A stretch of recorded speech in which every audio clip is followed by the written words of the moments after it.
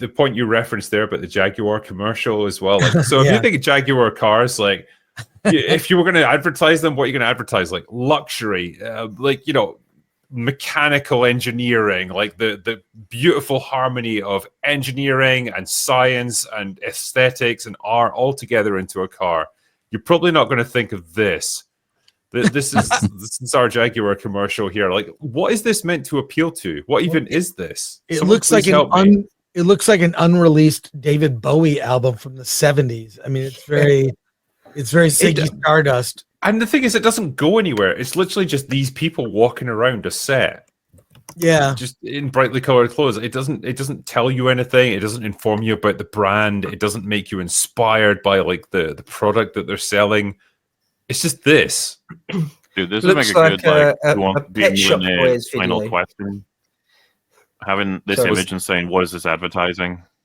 Yeah. Like, if anyone had to actually guess, like, who's going to fucking say a car? Exactly, yeah. And like it's it's apparently done wonders for their stock market price. Like it says here, Jaguar stock prices tumbles amid backlash to their adverts. So let's see. Well, I mean, you could say Bud Lighted as a verb. They Bud Lighted their brand, just like I do think the Democrats Bud Lighted their brand.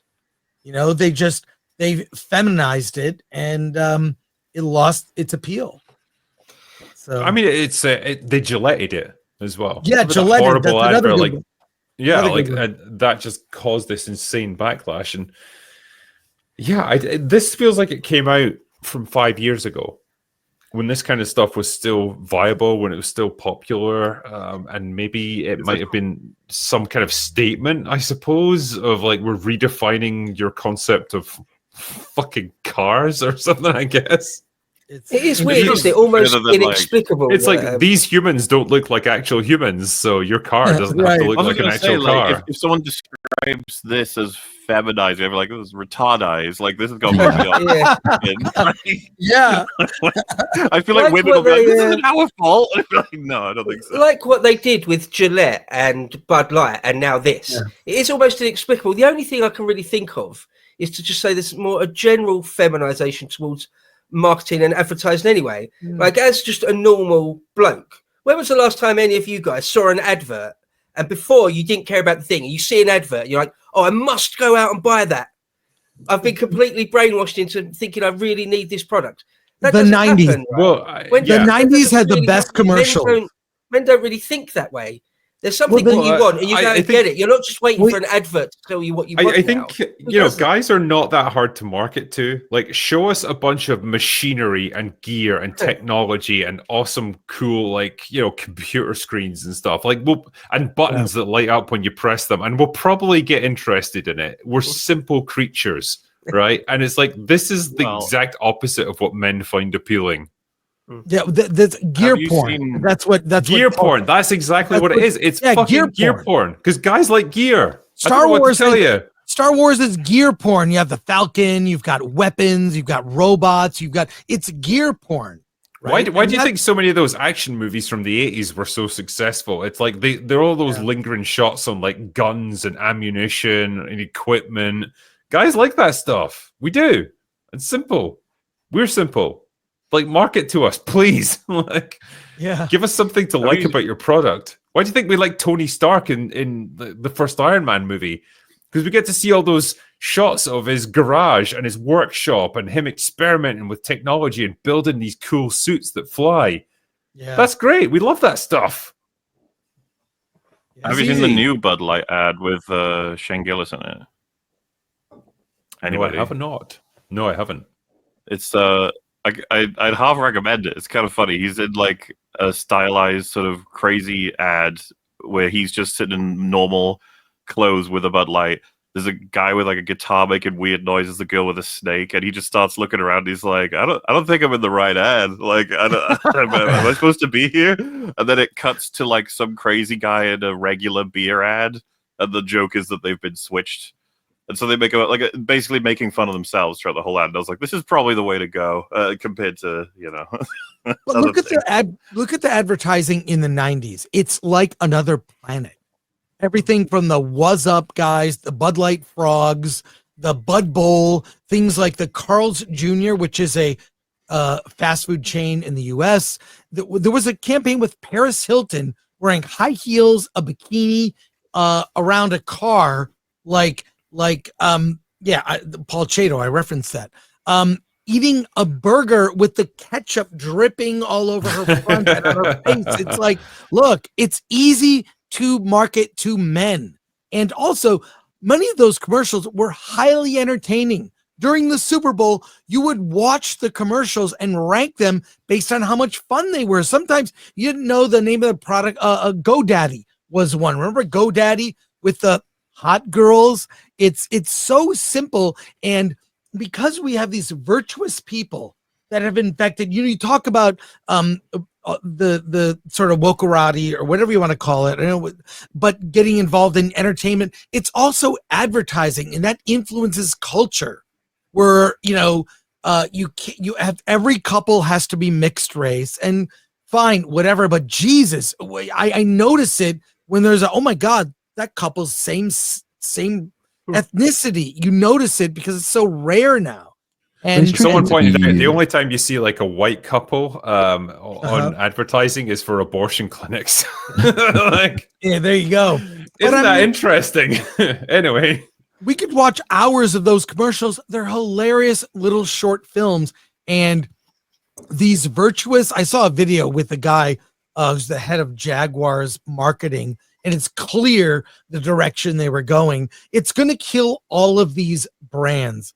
And anyone smart would just say, look, we know what the people want. Just give it to them.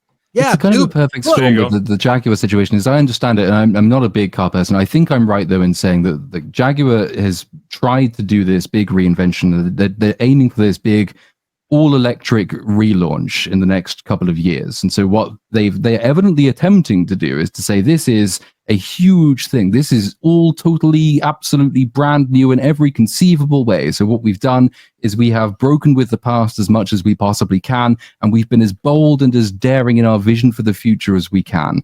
And that's what you get that advert from, because actually a lot of these people in adverts don't have a hard-won conception of the future, and they don't particularly like the past that they're trying to build on either. Like Jaguar's a luxury, prestige, sort of traditional brand.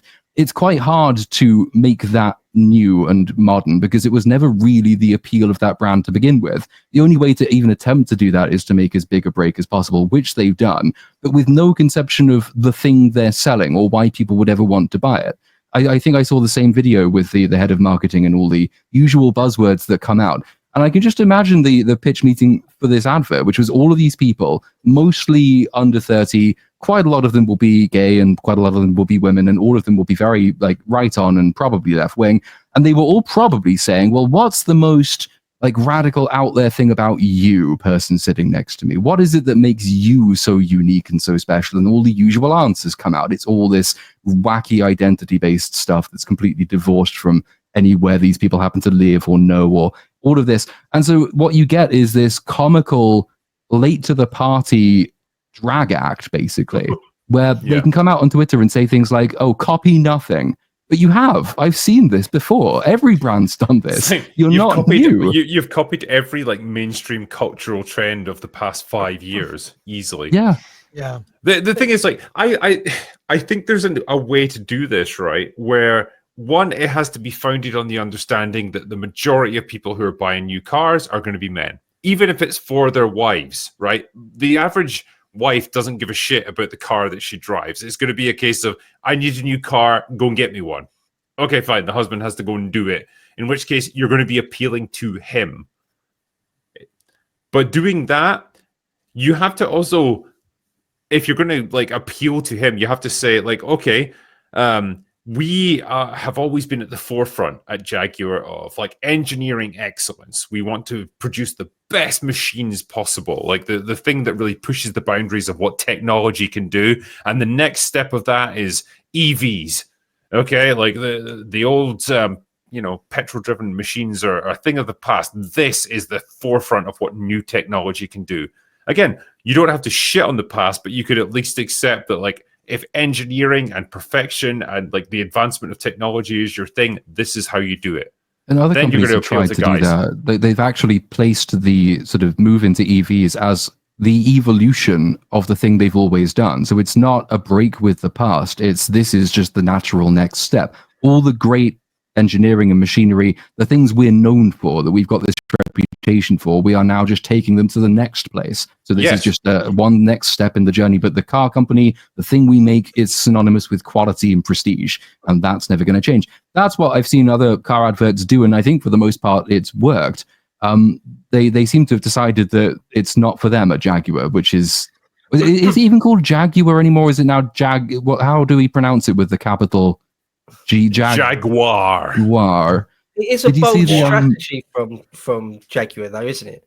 It's a bold strategy. It's 101 stuff, isn't it? You know, like being unburdened by what has been. It's classic sort of. It's a classic sort of lefty socialist, whatever you want to call it. That the past is something to be done away with, just like Luke Skywalker. It's something to be ridiculed and done away with and forgotten, because we're moving forward now. There's a new revolution. There's a new state, a new man. It's the postmodernist. It's the postmodernist view of like, and everything that's come before needs to be done away with, and it's disgusting. Obviously, yeah, it's the postmodernist idea that you're going to deconstruct everything that was achieved by past generations, and so like there's no intrinsic value to what any previous generations have achieved, any of the iterative steps or the bold leaps that they took forward. You don't have to consider that at all. It's all about where you are in the here and now. Because nothing else that meant anything in the past is going to be carried forward into the future. That's the idea, because once you break down people's conception of like any kind of inherited value of things, you make them much more susceptible to whatever ridiculous bullshit you want to inject into their heads. And one of the criticisms that is often made of movements like that is that, you know, they are very good at deconstructing, but they're no good at building the next thing. They can't construct. And I did read some of the I guess you'd probably call it press cope rather than press announcements, when they were trying to do damage control and explain their decision. And my favorite of these was that, the bespoke new logo, written as Jaguar with a capital G and U, has, and I quote, seamlessly blended upper and lowercase characters in visual harmony. What the fuck does that even mean? How is that your sales pitch? What? People probably made hundreds of thousands of pounds from doing that, by the way, just by changing the font. Yeah, that was it. That was their contribution to Jaguar's marketing campaign. It reads like satire. It really does. It's indistinguishable from someone taking the piss out of the modern ad industry, and this is what you get. This is why comedy is dead.